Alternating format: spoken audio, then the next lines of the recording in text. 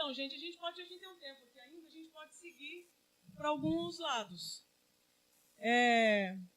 Vocês gostariam de falar sobre a homossexualidade?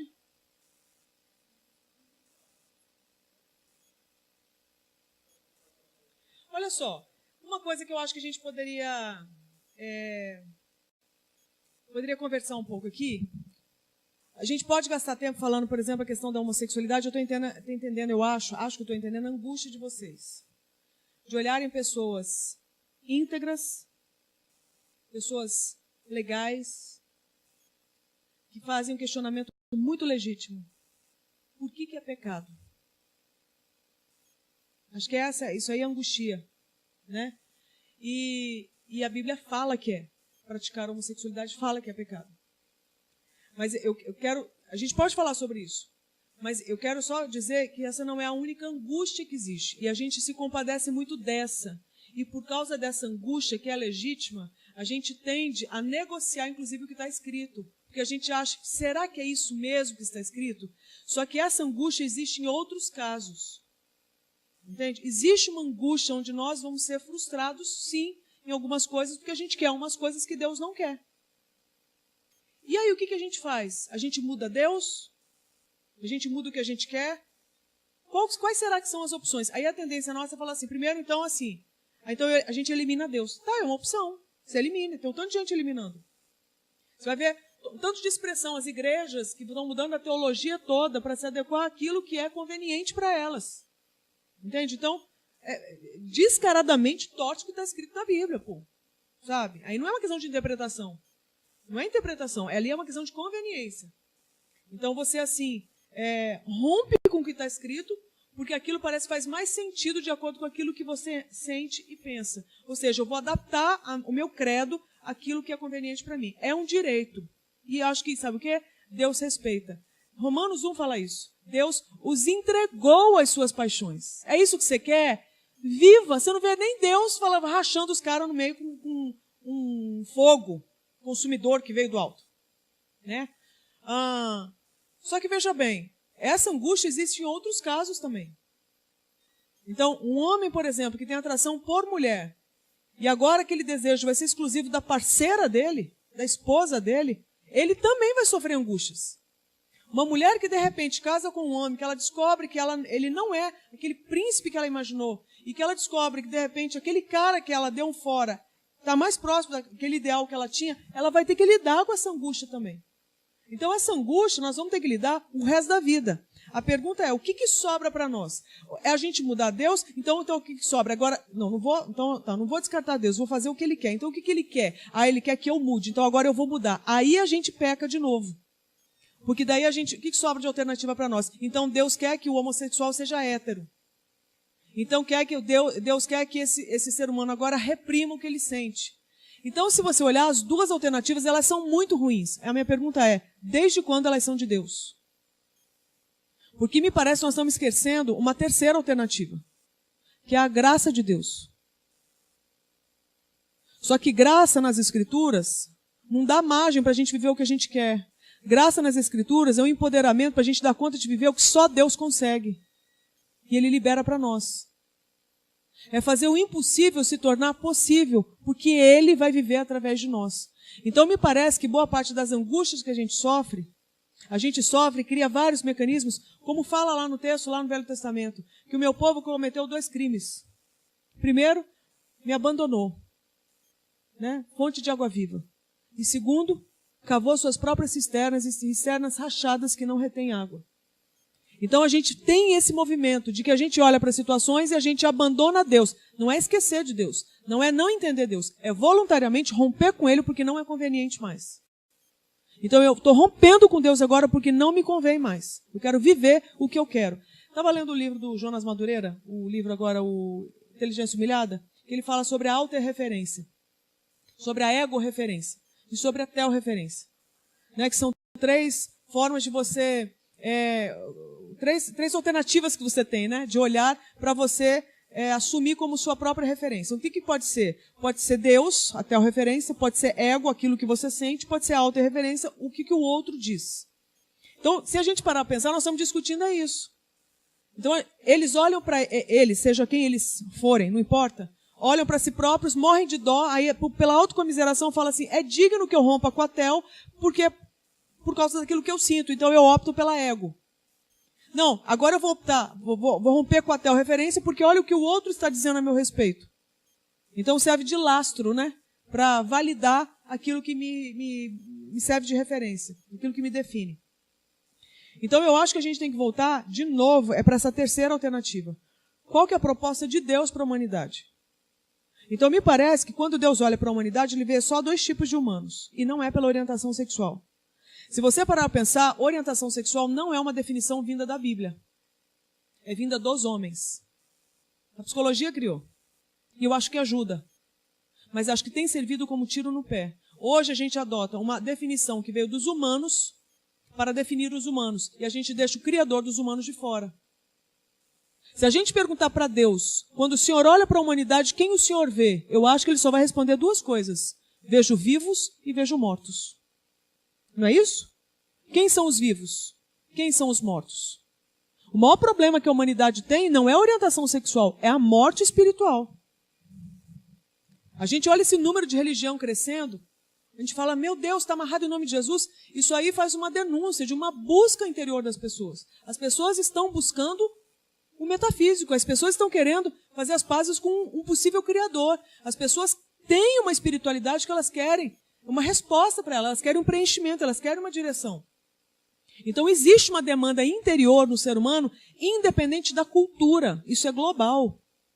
Não é isso? A gente vê na história da humanidade a necessidade de conectar com o sobrenatural. A necessidade de algo maior. Que é o que a gente fala desse vazio. E que a gente que crê na Bíblia sabe que é do tamanho de Deus. E que esse Deus tem um nome. Que Deus não é uma força, que Deus é uma pessoa.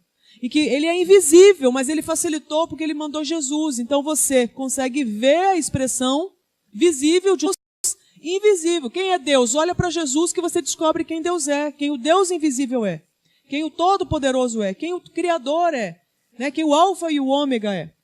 Então você olha para Jesus, você descobre. Então a proposta de Deus me parece ser essa. Se a gente botasse ele hoje aqui, quem o Senhor vê quando o Senhor olha para a humanidade?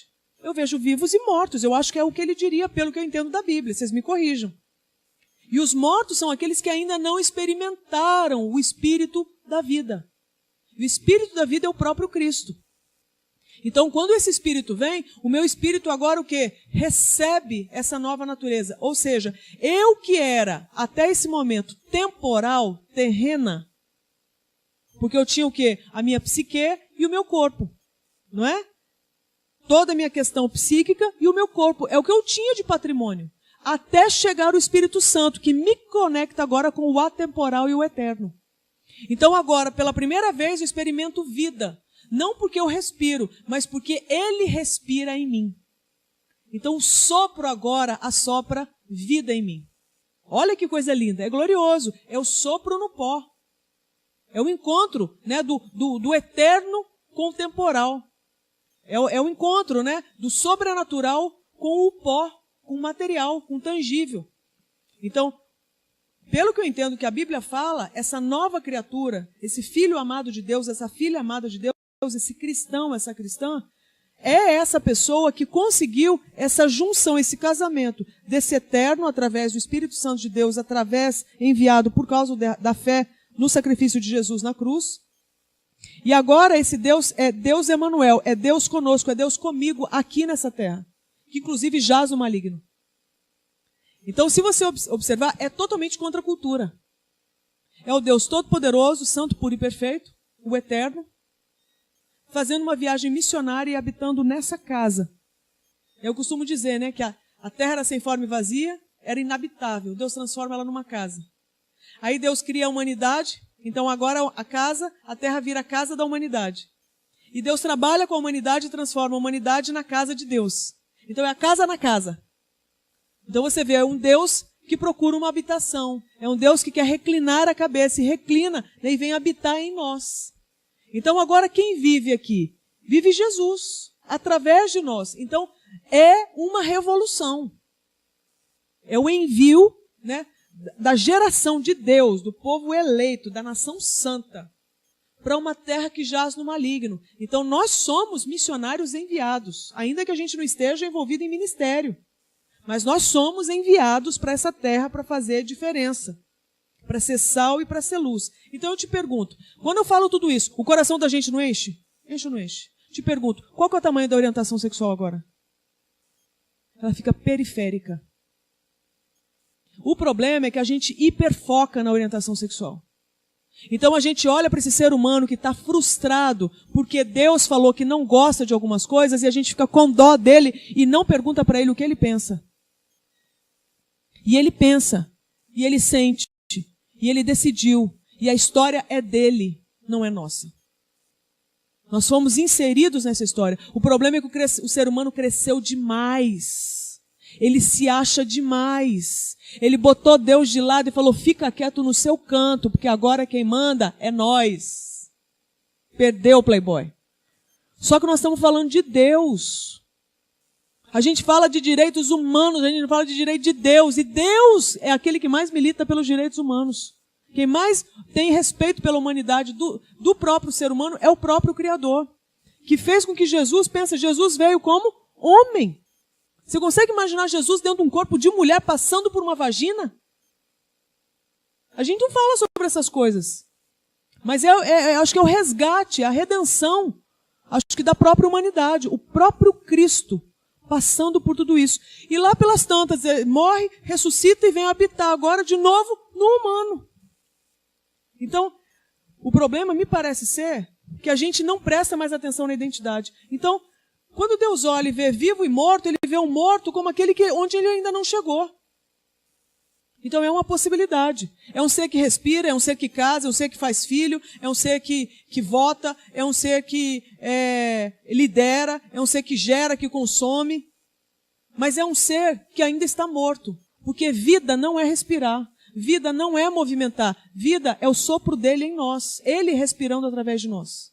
Agora, quando ele chega agora em seres que já têm uma história, que já têm uma memória. Seres que, inclusive, já têm maus hábitos. E bons hábitos também. Só que agora ele chega, por exemplo, eu converti aos 21 anos de idade aqui em São Paulo. Então eu sou uma bebê na fé num corpo de 21. Eu sou um bebê na fé, engatinhando na fé, com uma trajetória, uma memória de mulher de 21 anos, que já tem uma série um sistema de crença construído. Então agora vai começar uma batalha ferrenha dentro de mim, que é o que deve ter acontecido com todo mundo aqui, porque vem uma nova identidade conflitando, atritando agora com uma série de sofismas, uma série de enganos que eu carrego a meu respeito, que são as minhas falsas identidades. Então quem eu era antes? Eu era uma intelectual. Eu era uma racional. Eu era qualquer coisa. Que é o que uma pessoa morta poderia usar para se definir. Agora, quem eu sou quando Cristo vem? Agora eu sou filha amada de Deus. Está dizendo o quê? Você não é? Não, eu sou uma filha amada de Deus, que quando ele me olha, ele vê Cristo. Por isso eu tenho acesso a ele. Então, quando ele me olha, ele me vê santa, pura e perfeita, porque ele vê Cristo, ele não vê as minhas obras, ele vê de Cristo, que Cristo emprestou para mim. Então, sobe um perfume, né? Para Deus, ele aí fala o quê? Pode entrar, Andréia, você é minha filha amada. Não pelo meu mérito, mas pelo mérito de Cristo, que me emprestou a identidade dele. E eu estou escondida nele, então eu tenho livre acesso. Só que eu continuo sendo o quê? Nessa vida, nesse mundo aqui? Uma pessoa engatinhando. Agora vai começar o quê? O meu desafio. De eu deixar Cristo crescer. Por isso que eu tenho falado muito sobre aquela ideia de que somos todos Maria. Quando você pega aquela ideia de Maria recebendo a notícia de que o Espírito Santo a envolveria e no ventre dela estava nascendo Cristo, só que você não vê Maria para sempre grávida. Aquele Cristo cresce dentro de Maria. Aquele Cristo sai de Maria. E ela é conhecida, e ela mesma fala, né? Que ela vai ser bendita para todo sempre, por todas as gerações. Por que ela é bendita? Não é por causa dela, é por causa daquele que estava nela e que cresceria e sairia dela. Então eu acho que a gente perdeu essa ilustração. Cristo veio para dentro de nós, então tá, somos vivos agora. Só que a minha pergunta é, somos maduros o suficiente para a humanidade olhar para nós e falar, eles sabem lidar com as coisas desse mundo. Cristo está maduro dentro deles. Cristo está vivo dentro deles. Então aí me parece que a gente se perde. Porque a gente olha, só que a gente continua tendo um olhar como se Deus estivesse fora. Como se Deus estivesse dando alternativas horríveis para nós. Deus não está pedindo para o homossexual ser hétero. Ele não vai pedir isso. Você não vai ver na Bíblia um mandamento. Vinde a mim, né? Não é isso. Vinde a mim os homossexuais e eu vos heterossexualizarei. Você não vê isso. Vinde a mim os cansados e eu vos aliviarei. Você não vai ver, por exemplo, 1 Romanos 6, de 9 a 11, quando fala, não se deixe enganar, os perversos não herdarão o reino de Deus. Né? Vocês não sabem que os perversos não herdam o reino de Deus? Não se deixem enganar, nem morais, nem idólatras, nem homossexuais ativos e passivos herdarão o reino de Deus. É uma lista enorme. E ali está escrito o quê? Assim foram alguns de vós. Por que foram? Porque não são mais. E por que não são mais? Porque aquela identidade não os define mais. Agora você vê em seguida no versículo. O que aconteceu para a identidade deles mudar? Será que é porque os gays casaram com mulheres? Será que é porque... O que aconteceu? Aí você vai ver a explicação. Porque foram lavados, santificados, justificados no Espírito, no nome do Senhor Jesus Cristo e no Espírito do nosso Deus. Então o que você vai ver? Foi uma mudança de orientação sexual ou foi um casamento com Cristo? Então a gente tem que parar de hiperfocar, porque a gente fica numa autocomiseração, numa dó e olhando, entendeu? Com um olhar, sabe? A gente fica vitimizando as pessoas. Cristo resgatou as pessoas das falsas identidades. Você pega ali a grande comissão. Ide por todo o mundo, ide fazer discípulos de todas as nações. Em seguida, o que está escrito na grande comissão, que saiu da boca de Jesus? Batizai. Batizai no nome do Pai, do Filho e do Espírito Santo. Aí eu te pergunto, por que Jesus foi lembrar de batismo na grande comissão? Para quê? Faz algum sentido? E de fazer discípulos. Tá, e agora? Agora o quê? Batizai. Batizai? Aí você vai lembrar. O que significa batismo? Mergulhar, sepultar. Então o que Jesus está falando? Quando vocês forem fazer discípulos, não é de vocês, é de Cristo. Lembra de uma coisa, enterrem os mortos em Cristo. O problema é que a gente está querendo mudar o morto. O morto a gente tem que enterrar. Enterrar em Cristo. Para daí vir algo novo. E aí em seguida o que Jesus fala? Depois de batizar, ensina-os a guardarem tudo que eu vos tenho ordenado. Olha que coisa linda. Então agora enterrou em Cristo. Só que daí ressuscita com Cristo, ressuscita novo. O que ele tem que aprender agora? A guardar tudo que sai de Cristo. Ou seja, é você agora conseguir aplicar nesse mundo tudo aquilo que Cristo fala que a gente é. Então, qual que é o problema, me parece? Que eu acho que é o sofrimento da gente. A gente continua, a gente experimenta o Evangelho, a gente anuncia a graça, né? A gente diz que crê na graça e tudo isso, que é pela fé, né? Por meio da graça, maravilha. Só que no final das contas a gente fica angustiado porque daí a gente quer que as pessoas cumpram a lei. Só que a gente descobre o seguinte, a gente não consegue, a lei mostrou uma coisa para nós, nós não temos competência para cumpri-la, não é isso? A lei veio para provar o seguinte, vocês não dão conta. Tem que ser através de alguém, só tem um que deu conta que foi o Senhor Jesus. Então ele cumpre essa lei em nós. Agora o que ele quer? Que a gente viva, não é mais a minha vida, porque eu não tenho nem vida para viver, mas é que eu morra, que eu abra mão de mim por completo e eu deixo o próprio Cristo viver através de mim. Então, quando eu converto a Cristo, que é a chance que eu tenho de, pela primeira vez, ser a Andréa que ele sonhou que eu fosse. Porque se dependesse de mim, eu vivia a Andréa do jeito que eu sempre vivi. Baseada nos meus desejos, que me levavam para a morte. Quando Cristo vem e me enterra nele, ou seja, aquela Andréa não existe mais, ela foi crucificada. Só que eu fui crucificada em Cristo. Quando ele ressuscita, eu ressuscito junto. E quem ressuscita? A nova Andréa. Santa, pura e perfeita, que tem lutas porque habita num corpo, que tem uma memória, que me leva para as coisas do mal, mas que também habita em mim o espírito de vida. e que me empodera para eu fazer aquilo que eu não dou conta sozinha. Te pergunto, qual que é o tamanho da luta da orientação sexual agora? Você nem lembra dela. Aí você fala assim, ué, mas o que você está falando então se aplica para todo mundo. Exatamente. A angústia de um grupo é a mesma angústia do outro. O que vai mudar é o objeto de desejo. Como fala lá em Tiago. O que fala lá em Tiago? Que nós somos tentados pelas nossas próprias paixões. E essas paixões, elas nos arrastam e nos seduzem. E o pecado, quando isso aí gera o pecado, isso aí acaba gerando também o quê? A morte. Faz alusão a qual tipo de tentação?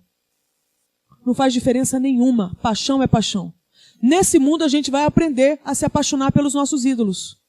Nós vamos ficar com dó, porque agora a gente vai abrir mão de ídolo? Você vai ver a luta de um dependente químico, a luta de um alcoolista, a luta de um cara viciado em nicotina, a luta de um viciado em trabalho, a luta de alguém que, sabe, de um incrédulo. São lutas, cada um tem as suas paixões. Agora a gente escolheu ter dó de alguns grupos. Deus já resolveu o problema desses grupos. A questão agora é o seguinte, é fé. E fé implica renúncia.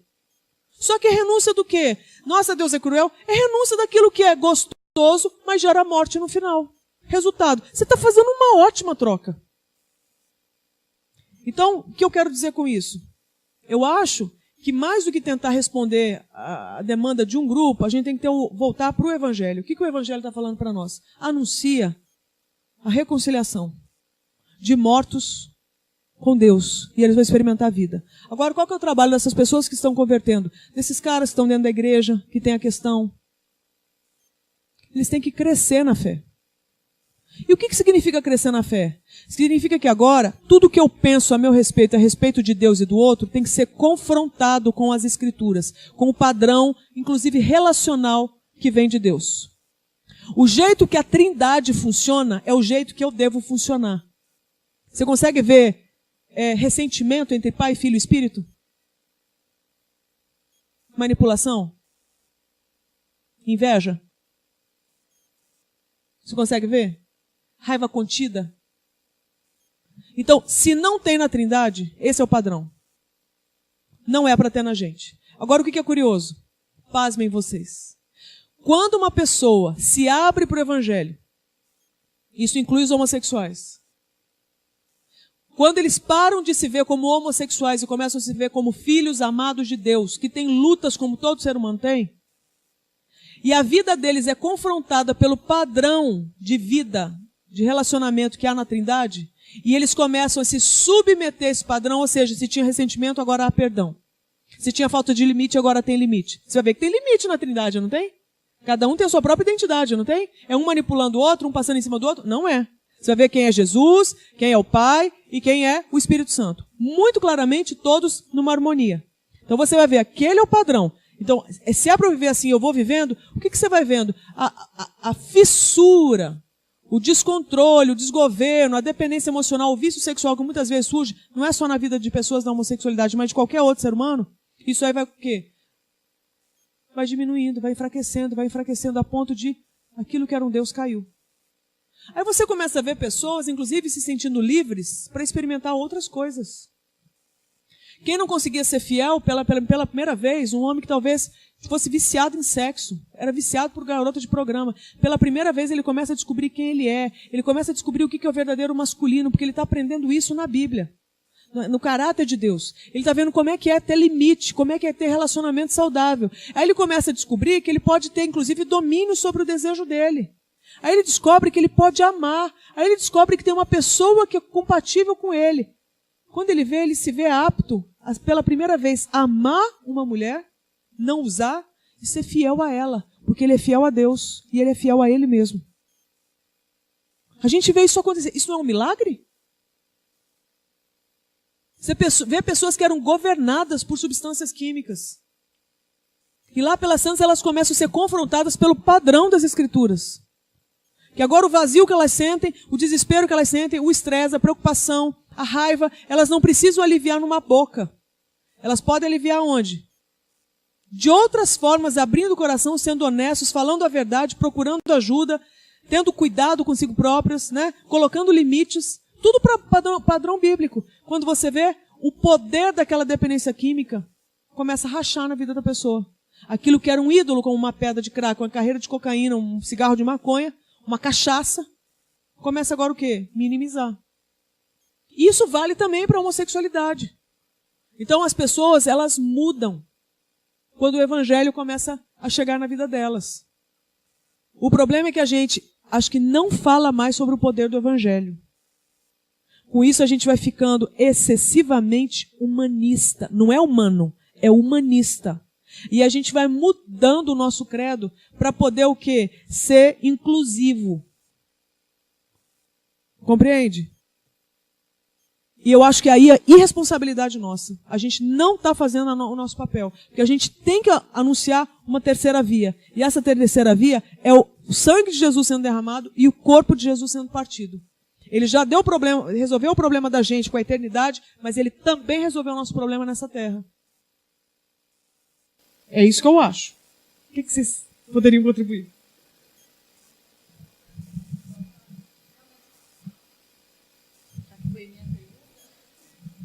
Eu acho que super impactante e para mim resolve muito, assim, fiquei pensando em muita coisa, porque na verdade muito da minha angústia vinha daquilo que você colocou, que a gente fica presa nas duas vias.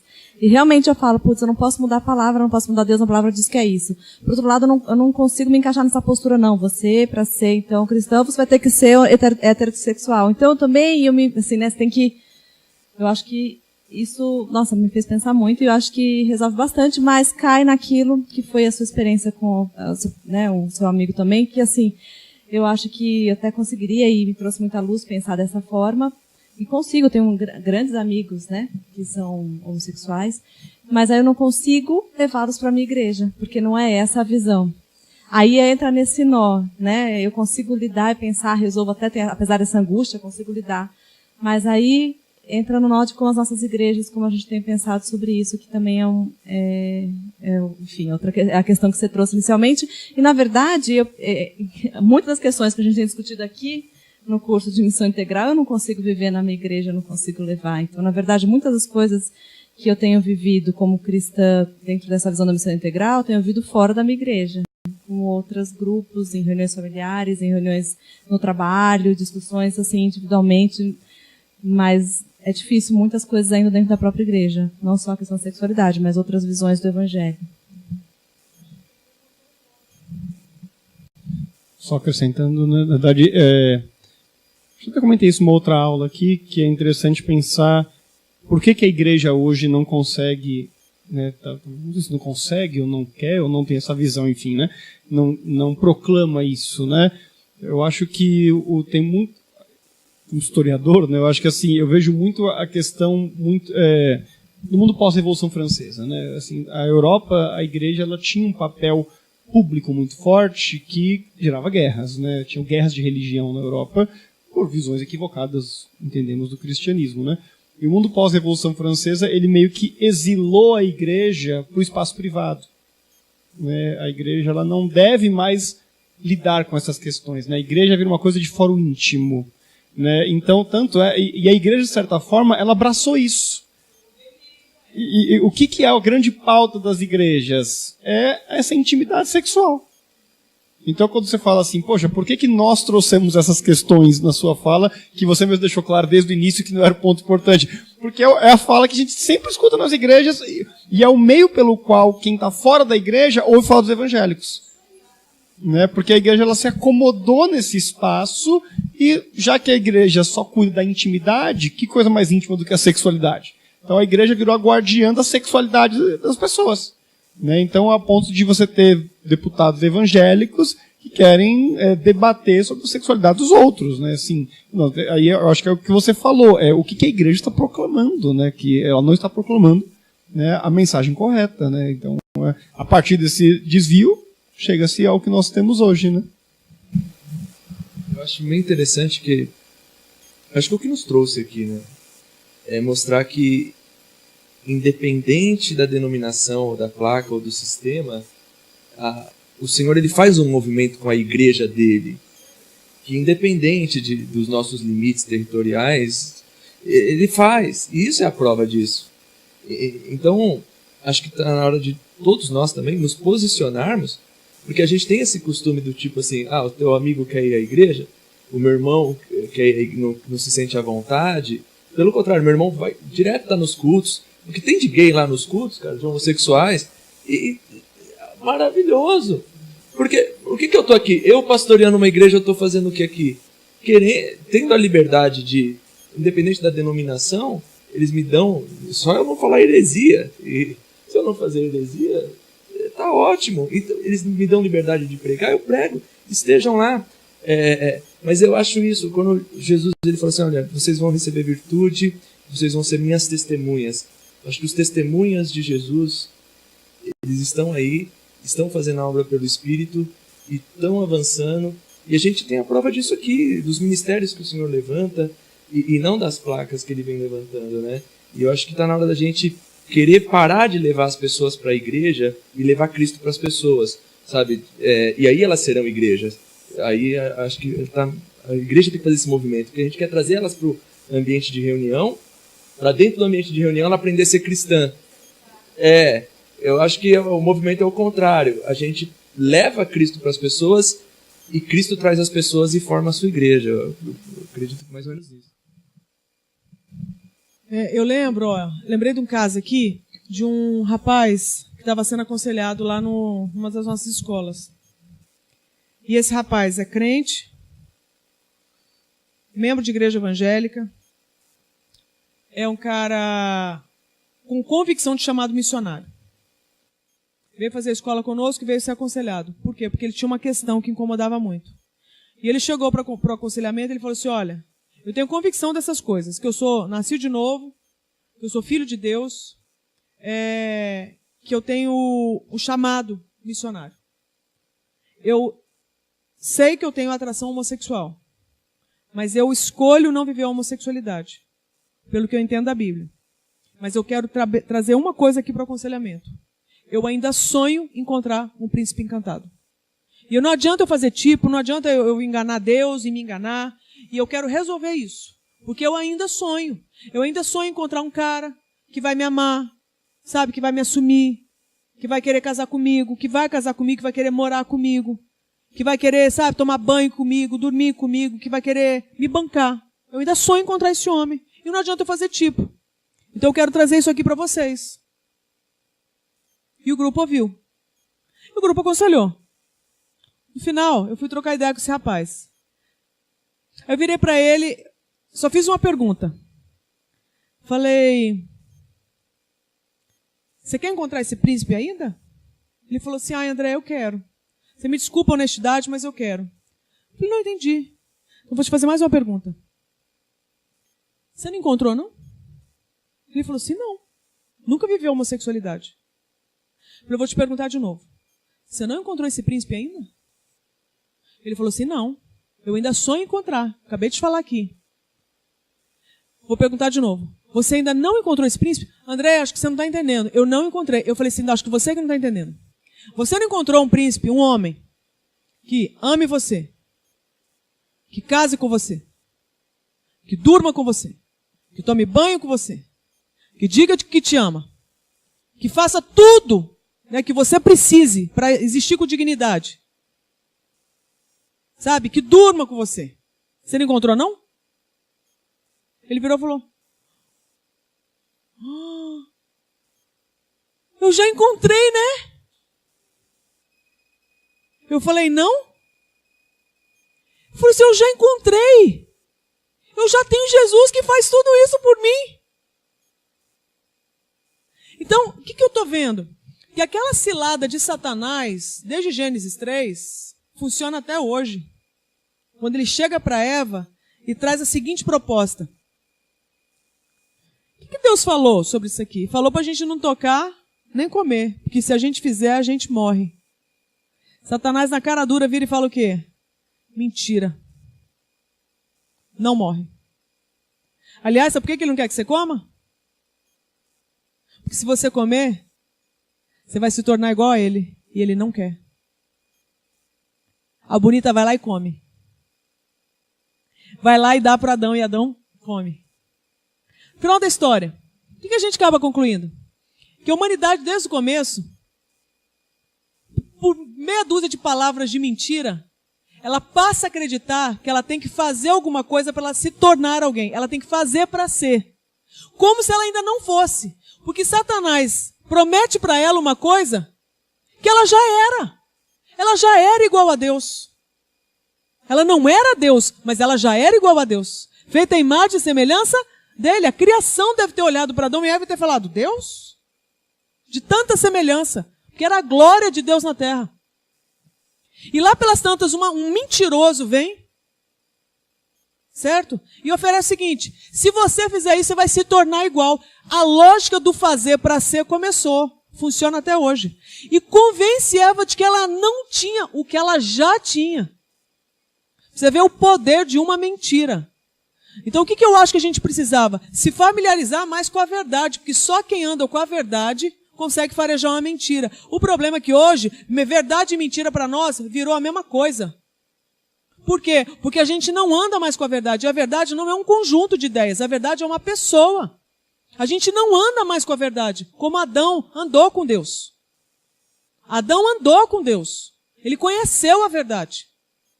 Aí hoje a gente não anda mais com a pessoa verdade, a gente não conversa mais com a pessoa verdade, a gente não ouve mais a pessoa verdade, aí a gente vai ter sensibilidade para farejar a mentira? Não. Aí a gente bota todo mundo no mesmo sistema de crença e fala, eu sou evangélica, engajada, que acredita na verdade e na mentira. Ah, palhaçada. Como que Jesus vem resgatar qual noiva? Ela é uma mistura. E ele é digno de ter uma noiva à altura dele. Então como é que como que Jesus vem? Como que o pai libera o filho para vir resgatar a sua noiva? Uma noiva que nem sabe quem ela é. Quem você é, minha filha? Quem é você, noiva de Cristo? Hã? Oi? Misturada com as coisas desse mundo. Porque ela não caminha mais com a verdade. Então, se parar a pensar, o que a gente precisa não é entender de sexualidade, é entender de Bíblia. Do que a Bíblia fala sobre nós, do que a Bíblia fala sobre Deus, do que a Bíblia fala, sabe, sobre o outro. E é basicamente o que? O primeiro e o segundo mandamentos. Receber o amor de Deus, que daí eu amo ele de volta. Quando eu amo ele de volta, ele me devolve esse amor agora para eu amar a pessoa mais difícil, que já me deu mais trabalho, que não é o próximo, sou eu. E na medida que eu me amo, eu estou pronto para amar qualquer ser humano. Porque olha, se eu amo a mim mesma, estou pronto para amar todos vocês juntos. Porque a pessoinha que me deu trabalho fui eu, viu? Isso vale para cada um de nós. Se eu observar, tem muita coerência, muita harmonia, né? Só que a gente acaba se perdendo. E é uma pena. Porque daí você vê o tanto que a gente fica inoperante. Aí procura a gente, é como procuraram, né? Jesus. Ah, Jesus, falaram que esse demônio aqui, ó, não sai. Aí você fala, isso é coisa lá de trás? Não. A gente fazendo evangelismo, em 2004, perto lá da rodoviária de Vitória, eu estava nessa madrugada nesse evangelismo, ninguém me contou. Eu lembro do dia, lembro da hora. Uma travesti foi abordada. E lá pelas tantas, os meninos da nossa equipe perguntaram. Porque essa travesti virou e falou assim, ó, vocês estão de parabéns pelo evangelismo, viu? Aí os meninos falaram assim, como é que você sabe? Eu disse, porque eu sou crente desviada da igreja tal. Cresci na igreja. Aí os meninos olharam a travesti e falaram assim, por que você abandonou a igreja? Por que você abandonou o Senhor? Não abandonei o Senhor, não, eu amo o Senhor, eu amo a igreja. Só que os irmãos da igreja falaram que esse demônio que tem em mim é tão forte que só Jesus vai conseguir expulsar quando ele voltar. Eu estou esperando. O pior é quando eu conto isso em igreja que o povo ri. Acho engraçado. Acho engraçado ter uma fé misturada que é inoperante, sendo que Jesus conta uma história semelhante lá atrás, só não era com travesti. Mas era com uma pessoa que ouviu a mesma resposta. É um super demônio. Que tem que esperar, então, esse Cristo voltar para dar conta. E Jesus vira e fala o quê? Homens de pouca fé. Então, nossa crise de incredulidade está aí, ó. Está instalada. A gente não crê mais e não crê mais. Porque a fé vem pelo quê? Ouvir o quê? A palavra de Deus. A gente ouve tudo quanto é a palavra, menos a de Deus. Então, a gente não tem fé no que Deus fala. A gente não sabe o que Ele fala. Agora, não é falta de reunião. Não é falta de programa evangélico na TV. Não é falta de Bíblia espalhada nesse Brasil. Qualquer hotel que você vai tem Bíblia. Né? Qualquer buraco que você enfia, você tem Bíblia. Mas é falta do quê, então? Porque falação a gente arruma. Impressão de material, a gente tem. Mas qual tem sido o conteúdo daquilo que tem chegado aos nossos ouvidos? Porque baseado no que a gente ouve, a gente crê. Esse é um fenômeno sobre a humanidade. Ela ouve, ela crê. Né? O problema é que tem Deus que fala, mas tem um diabo que é o pai da mentira. E uma mentira só tem poder se alguém ouve e crê. Então, enquanto tem um Deus que quer falar a verdade, também tem um diabo que quer falar mentira. E a gente tem que saber que isso está acontecendo. Nós vamos ficar com qual voz? Aí muda a história, não muda? Aí dá vontade da gente pregar o evangelho, não dá? Porque é poder para a salvação. E a gente tem visto coisas maravilhosas, tá? Eu sou testemunha, eu sou uma pessoa muito otimista a respeito da igreja no Brasil. Pasmem vocês.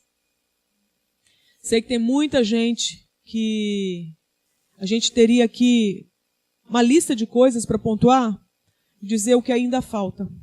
Eu sei disso. Mas eu também sei que tem muito joelho que não se dobrou a Baal. Sei que existe um remanescente nessa terra e nesse Brasil. Tem muito homem de Deus de igreja minúscula e igreja gigante. De igreja pentecostal, neopentecostal, a igreja histórica.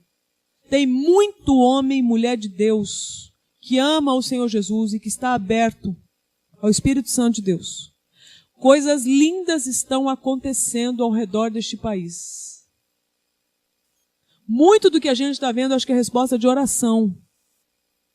De leis até mais justas, sabe? De denúncias, de números. A podreira está vindo à tona porque é um movimento, acho que da verdade, inclusive. Tem muito a ser feito, mas eu quero testemunhar também. O Avalanche é uma testemunha do quanto que a gente tem recebido, do quanto a igreja tem mudado, e a gente vê isso, pelo tanto, não é de menino problemático só que está sendo enviado pelo líder para fazer escola com a gente. Mas é do líder que está vindo para aprender, porque ele tem um olhar sobre esses meninos e meninas. Então isso me dá muita esperança. Ver cada vez mais, por exemplo, nos congressos do Êxodo do Brasil, o número crescente de pastores e pastoras, querendo entender a sexualidade humana. Ficando lá os 3 dias, indo de oficina em oficina, plenária em plenária, sabe? Tentando fechar depois seminários, porque não aguenta mais perder as pessoas da igreja. E chegar e falar, olha, chega.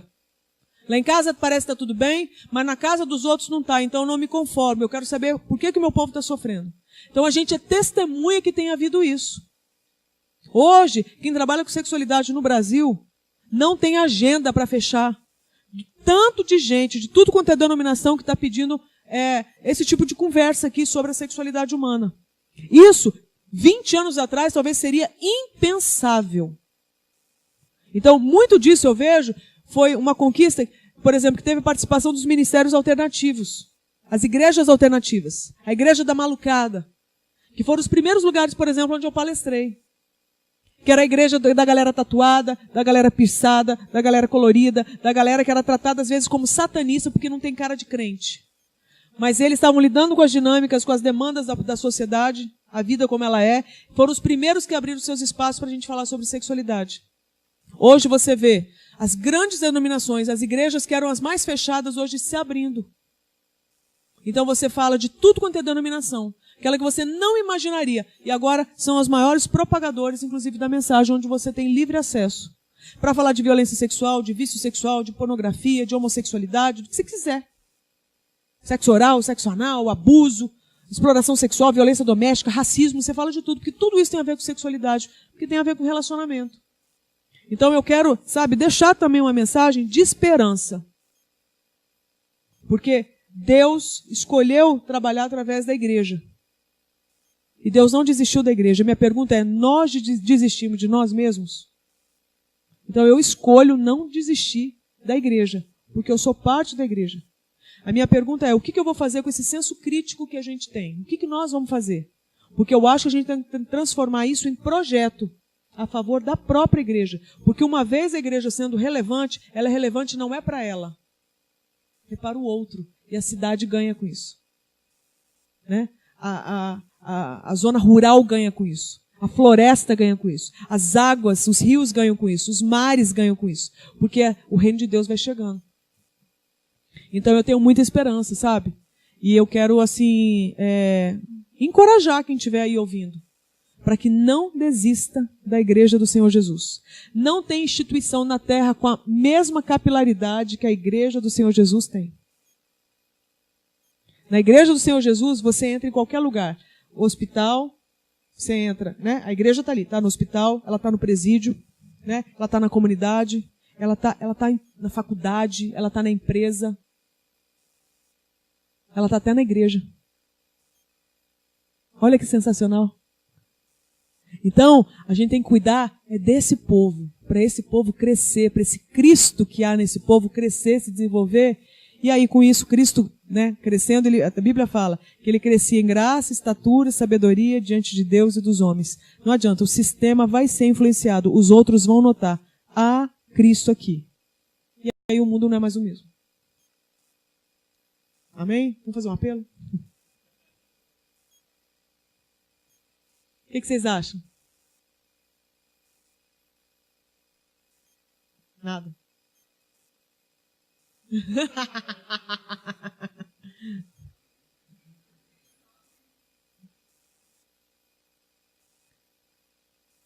Glória a Deus. E aí, Daniel? O que você tem a dizer? É isso mesmo. Legal.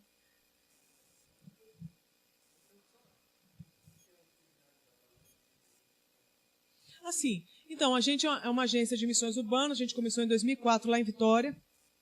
E é engraçado, porque o Avalanche só subsistiu todos esses anos por causa de uma palavra que veio de Deus. Porque senão a gente já teria sumido há muito tempo. Está lá em Jeremias 51, de 11 a 14, que fala basicamente assim: afiai as flechas, preparai os escudos, colocai homens de sentinela, colocai homens de tocaia, porque o Senhor jurou pelo seu próprio nome que enviaria guerreiros de longe para ajudar na batalha contra as muralhas da Babilônia. Trecho forte, né?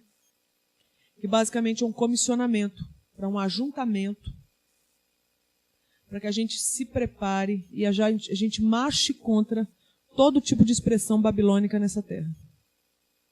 Por isso que eu acho que a gente trabalha nas áreas que trabalha.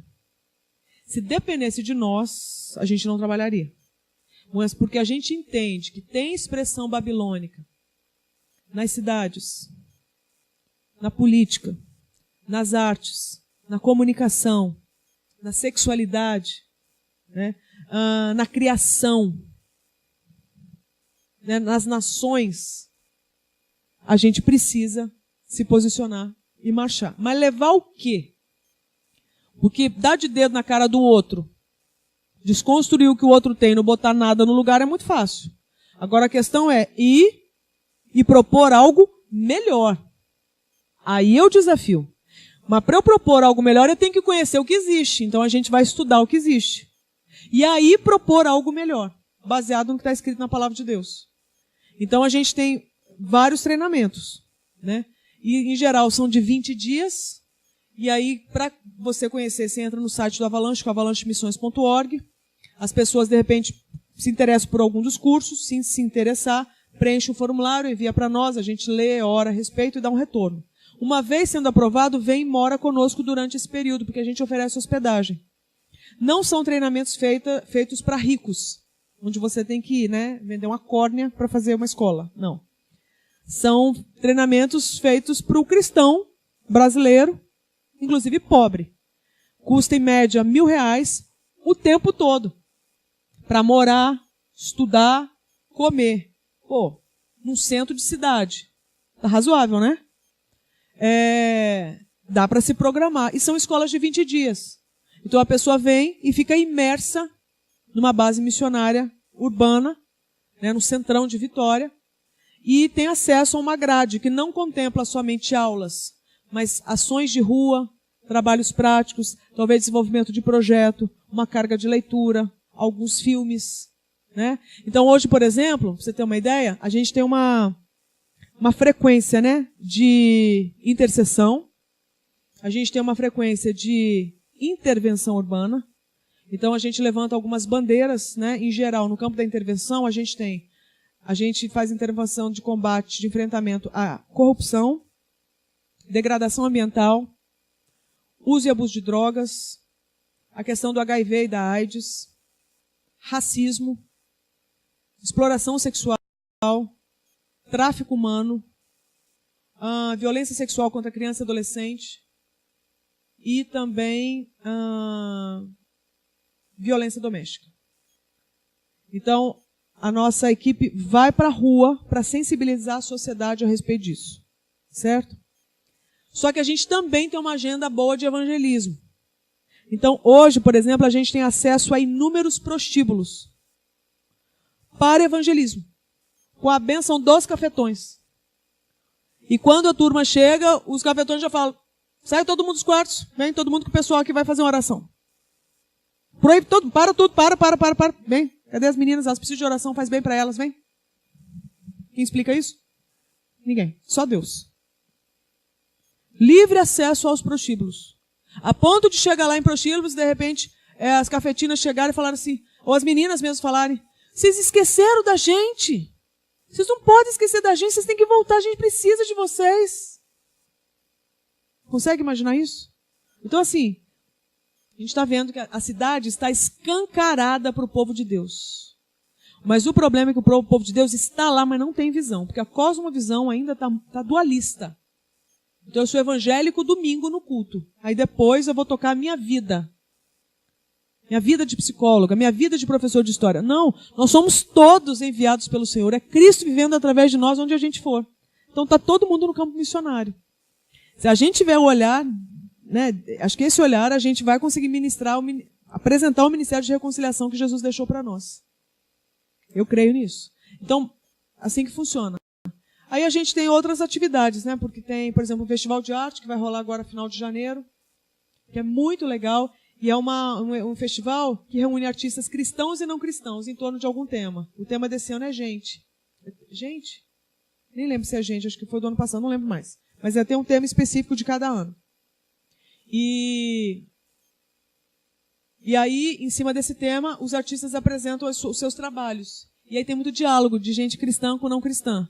Aí nesse meio vão rolar outras coisas também, né? Performances, bandas, vai ter um encontro de igrejas de rua, vai ter o aniversário de um ministério, ceia, isso tudo no centro da cidade, aberto para a população.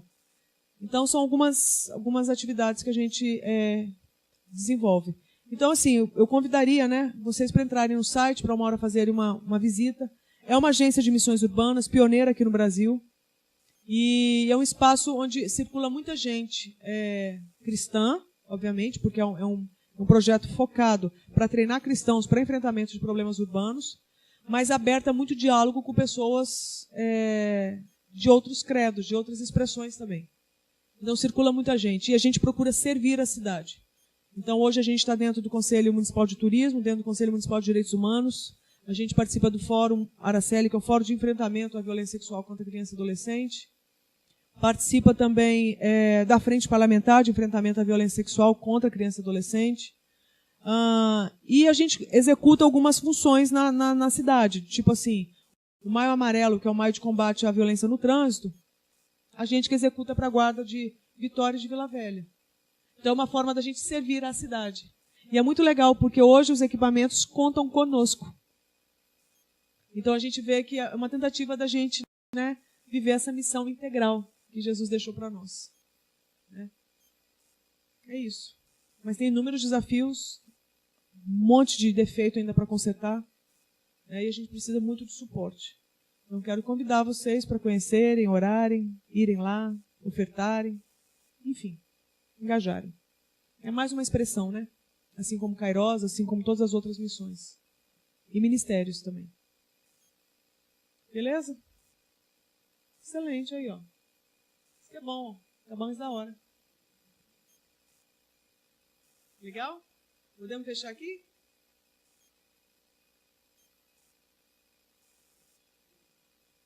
Pessoal bom? Aí, ó.